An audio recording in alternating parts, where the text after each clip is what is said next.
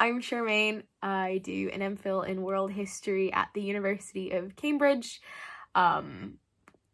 Specifically, I study the British Chinese diaspora in the 20th century, specifically the latter half of the 20th century, and it's more specifically within that Hong Kongers that are immigrating to Britain in this time period. I myself am from Hong Kong, so this is a topic that is quite personal to me, especially given that I now live in the UK. Terrifying. I am my own case study.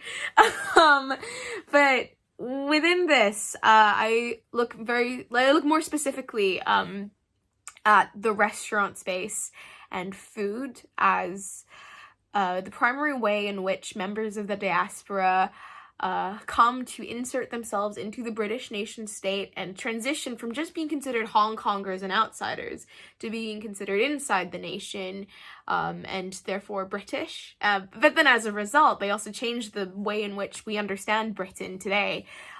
You can't really see and imagine Britain without also imagining a Chinese takeaway or a Chinese restaurant or Chinatown or sweet and sour or fried rice.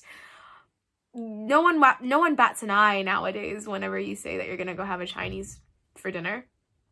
That's just a normal British occurrence, which I find really interesting, right? That these restaurants are all over the country and that Chinese food is just so widely consumed in Britain now to this day. Like, why is that? Why were these people doing this in the first place? How has that changed the way we think about Hong Kong and how we envisage China as a whole?